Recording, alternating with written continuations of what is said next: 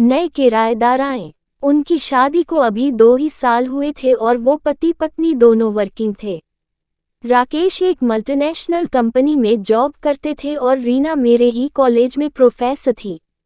दोनों कुछ ही समय पहले दिल्ली में आए थे, इसलिए उन्हें नए घर की तलाश थी। चूंकि क्लास में हमेशा टॉप करता था तो अक्सर मेरी रीना से सब्जेक्ट्स को लेकर बात होती थी। एक दिन उन्होंने मुझसे किराए का घर ढूंढने के बारे में पूछा तो मैंने उन्हें अपने घर को किराए पर लेने के लिए कहा। उन्हें घर पसंद आ गया और वो कॉलेज के पास भी था, इसलिए उन्होंने घर किराए पर ले लिया। मैंने उनसे घर पर पढ़ना शुरू किया और जब उनको करीब बैठकर देखा तो मैं पागल हो गया। रीना के शरीर में जो बात थी क्या कहने, एकदम गोरा रंग, बिल्कुल स्लिम बॉडी और खड़ी हुई चुचियां, कद करीब 5 फुट 7 इंच और खूबसूरती इतनी कि किसी का भी जी ललचा जाए। मेरे साथ भी ऐसा ही हुआ। अब पढ़ाई में तो दिमाग ही नहीं लगता था।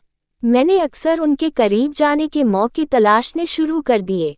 एक बार उनके पति किसी काम से कुछ दिनों के लिए बाहर गए, तब मैंने रीना के करीब जाने के और मौके तलाशने शुरू कर दिए। उनके बेडरूम की एक खिड़की उस रात को खुली थी। मैंने करीब आधी रात के समय उसमें झांक कर देखना शुरू किया, क्योंकि तब तक मेरे सब घर वाले सो चुके थे। रीना के कमरे में जो नज़ारा था उसे देखकर मैं पागल हो गया। रीना अपने बेड पर नग्न अवस्था में लेटी हुई थी और अपनी योनि को मसल कर सिसकियां ले रही थी। मानो ऐसा लग रहा था कि कितने दिनों संभोग न किया हो। मेरे हाथ मेरे लिंग का कड़ापन महसूस कर रहे थे और मैंने तभी वही हस्तमैथुन किया। रात भर मुझे नींद नहीं आई। अगले दिन कॉलेज से जब मैं वापस आया तो देखा मेरे सब घर वाले कहीं बाहर गए हुए थे। मैंने घर की चाबी के लिए रीना से पूछा तो रीना अपने कमरे से बाहर आए और मुझे बोली कि चाबी तो नहीं है, पर तब तक के लिए तुम मेरे कमरे में बैठ जाओ। उस समय उन्होंने भी कॉलेज से आकर चेंज ही किया था तो उन्होंने शॉर्ट नाइटी डाली हुई थी।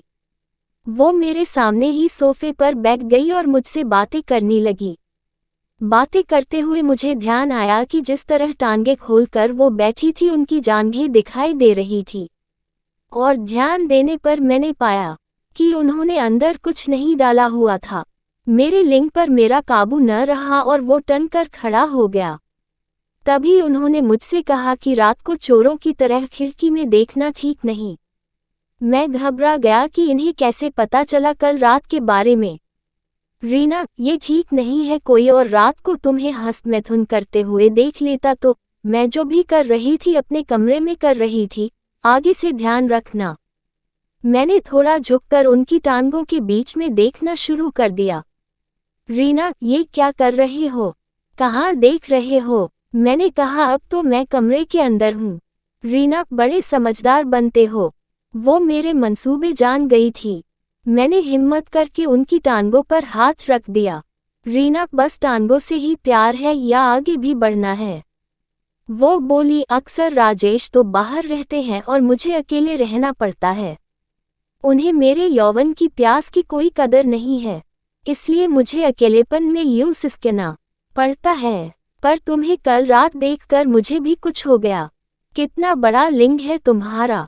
लगता है बड़ी ब्लू फिल्में देखते हो और हस्तमैथुन कर करके ऐसा लंबा कर लिया है। मैं इसका स्वाद चखना चाहती हूँ। अब तो मेरे दिल की बात उन्होंने कह दी।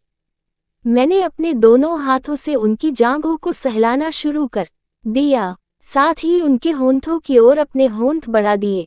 हम एक दूसरे को काफी देर तक किस करते रहे और फिर मैं उनके साथ उनके बेडरूम में चला गया। रीना, मेरा यौवन देखना चाहोगे? और ये कहते ही उन्होंने अपनी नाइटी उतार दी। सच में शादीशुदा औरत के नग्न जिस्म को